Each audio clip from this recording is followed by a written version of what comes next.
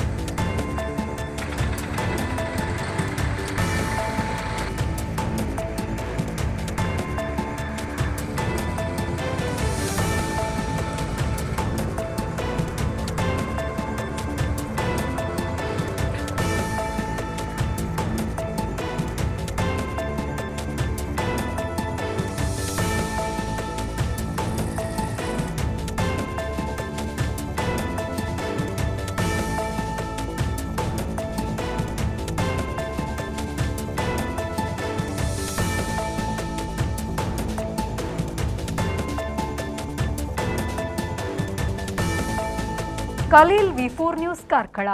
Every action has a multiple reactions in an industry. Safety is what comes first, and that is what we provide. Induscare Equipments, manufacturers and suppliers of industrial safety equipments. We provide safety equipments like gloves, masks, safety helmets, earplugs, safety belts, safety shoes, gum boots, safety goggles, industrial and medical coveralls, fire protection and arc flash suits, road safety equipments, and all industrial fire and safety accessories. Your safety is our priority. Induscare Equipments, KVSS Bank Building, Koolur, Mangaluru. Call 0824 2458 754.